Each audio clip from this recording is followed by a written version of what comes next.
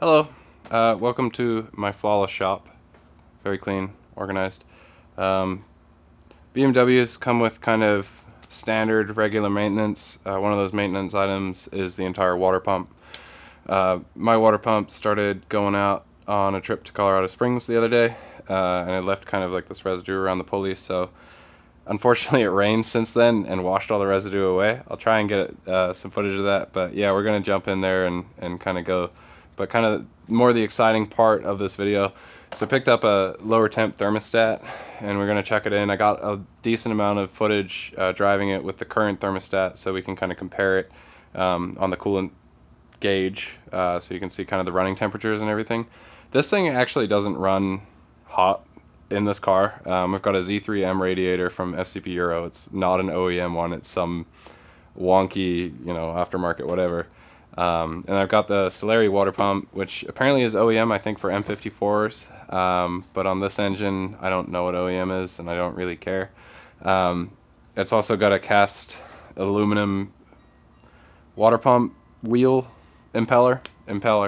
And this one I think has like a stamped steel impeller, and we'll get into that as we dive into the engine. But I think really the most exciting stuff's going to be once we get this back together, bled and everything, and then back on the road, and we can kind of see the operating temperature differences and get into why BMW has a 95-degree thermostat versus an 85-degree centigrade thermostat.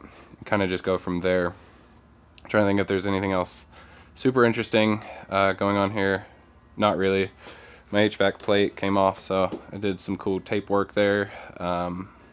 Yeah, I think that's about it as far as this goes. Let's pull it off and see where things go. But since we're into the cooling system, I've done a bunch of upgrades since I was at DBO, and I'm going to cover those as we get into the engine as well. But yeah, let's do it. Alright, so I got these guys off, and there's just, very slight differences through them. And if you go on the forum, you're going to find some pretty heated opinions here, so I figured I'd go over it and kind of talk about what we're looking at. So this is the pump that I originally had in the car. Obviously it's a little bit dirtier, but it's a stamped steel impeller. And so see if we can, yeah, if you're looking kind of right around here, you can see it's a lot thinner, a lot smaller. This guy is a cast aluminum, and depending on which camp you live in, I'm seeing more and more support for plastic, which is interesting because typically people are like, well, plastic sucks, it breaks, especially BMW plastic. And what's interesting is there's a lot more votes against the stamped steel. And the idea is that because it's stamped steel and a little bit cheaper, and it might not even be stamped steel, but it's kind of tacked on these on this wheel here. But the idea is that because it is what it is, it might break apart, and then you get that shit flowing through your engine. And then the idea is that cast aluminum might be a little bit better because it's one piece. The impellers, looking at them, this looks like it's going to move less volume overall, so I'm a little concerned how that's going to impact things. And one thing to note too is I didn't shop. I actually think I might have shopped specifically for this impeller when I was building the engine, but at this rate, like when I was shopping for the replacement, I didn't care. I just went by price and cheapness. But if you're curious, the Solari has a cast aluminum impeller. Now I kind of talked a little bit about my concern with flow and everything here. Actually, hold on. Whoa, no way, there was a failure. Oh. No, okay, hold on just a second. We're okay, I actually have something to show you guys. I was like, this is just going to be a coolant video, but before I get into that, that's crazy. This is a 85-degree thermostat off of a V12. It says 85 right here. Don't know if that's going to show up, but I'll put the part number in the description. And that feller, I always go to put it in backwards. Goofy me. Just sits right in here. And then I have an aluminum housing. I'm not sure where I got it from. It might have been an X5. A few of the X5 M60 components, M62 components, are a little bit higher quality. So I know I sourced a few of them that way. And just mating it up here, or kind of mocking it up here with the V12 thermostat. And it looks like it's going to be a pretty tight fit. I'm not sure. And it's also keyed. And now that I got the keying right, it's totally fine. So Yeah, if you're using one of these X5 housings, there's gonna be a little divot right about here. You can see it better from the outside. Make sure you get that one right. This doesn't have that kind of nipple out the back like this one does, so it's not as big of a deal. You know, it can kind of go in anyway. But hey, we're figuring things out, and we're getting there as we go, so pretty exciting. Yeah, let's get a zoom in on this damage. That's crazy. I wonder what's, you know, if this ended up in my cooling system or in the engine somewhere. A little concerning. Pretty insane. I didn't hear or notice anything, and I mean, you'll see the footage of me driving with the original thermostat, but it's not overheating. I'm sure it's one bad day from getting in the rest of my system or tearing up a coolant hose or something like that, but yeah, glad to be replacing this. Unfortunately, I do not know the brand of this one, so I can't advise against it, but maybe this moral of the story here is to stay away from the stamped steel. Okay, so I ran a poll on my Instagram asking, or more of like a questionnaire type of deal, asking for tips as far as making a paper gasket seal a little better.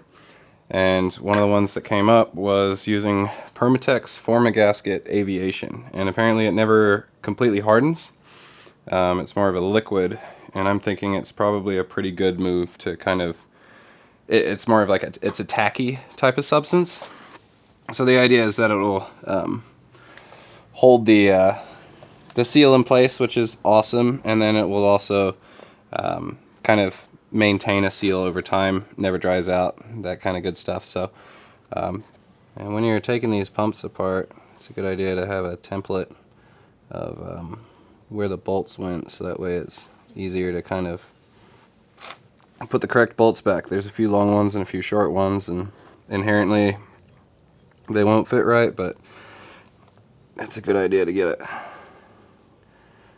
you know, have a memory of where you put everything. So it's kind of always a pain getting these pipes to slip on. Some people prefer to kind of tighten the bolt on, and that might be what I end up doing too. So let's just go ahead and get the bolt in to hold it in place.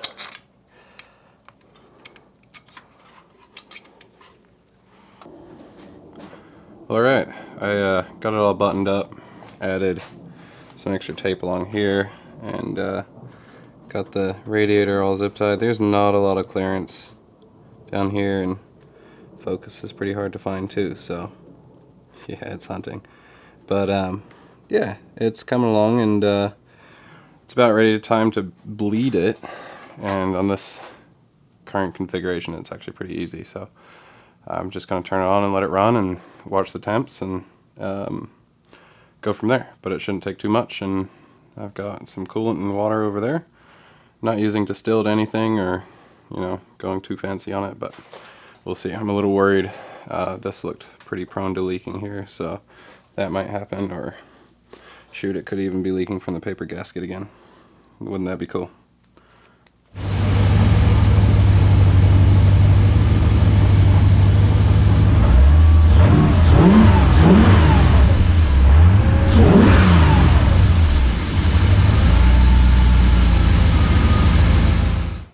A little bit more air popped into the reservoir, but it's kind of cold out of the heater, and what I'm realizing is I've got this jacked up just in the front on jack stands, so I'm thinking the you know, the reservoir is no longer the highest point in the car. I'm gonna go ahead and lower it and then start it again, get the front grill and stuff on, but no leaks out of the water pump.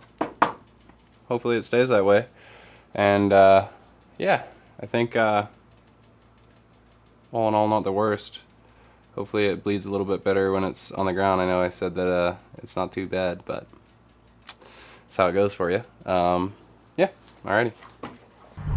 Alrighty, so just got some gas, and honestly I'm getting pretty beat, but yeah, I think this is, I've just been sitting at idle for the most part, and it's pretty consistent.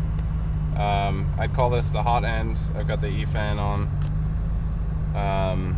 but usually it'll sit around 185 exact, which is awesome.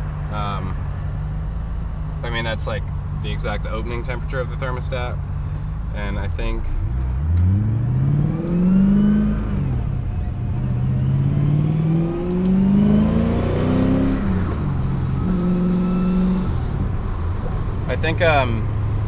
the way this car has been running and everything beforehand too, it seemed to sit around the 95-degree mark as well.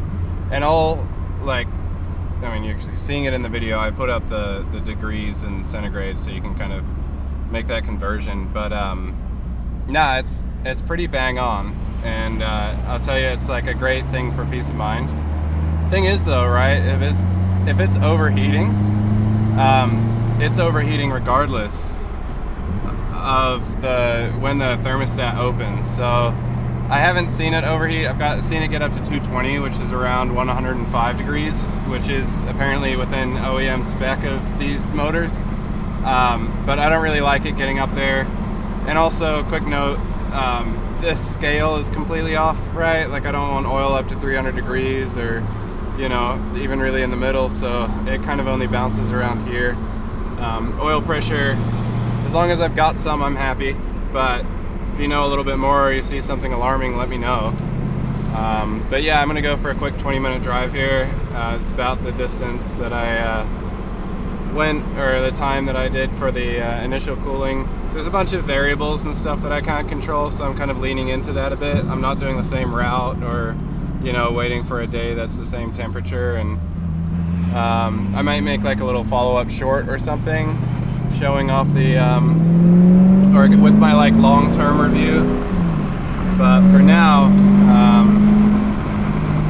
I just want to see kind of how the temperatures roll, and it looks like it's keeping it down really well. So super awesome to see. Kind of a great little proof in the pudding. I hope the seals stay sealed. I really do. It's always super concerning, but here's hoping. Yeah, I'll be back here in a sec. On YouTube, gotta stop.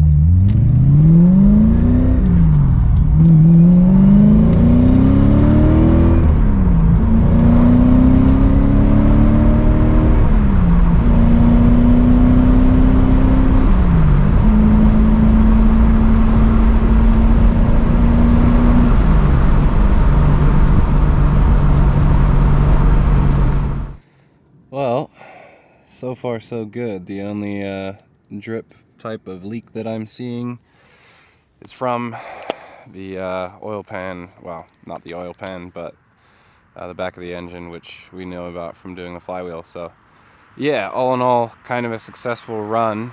You guys got to see, well, maybe this is the voiceover of that, but you guys got to see the you know, freaking GoPro do the thing on the coolant. And I gotta say, it's great for peace of mind. Anecdotally, right, it seems to run a little bit better. This thing's dang near ready for North Carolina. It's gonna be a bit of a road trip. I'm going up South Dakota, then probably Chicago, and then down to North Carolina. I might pass through, sweet Beamer. I might pass through, oh shit, where is it?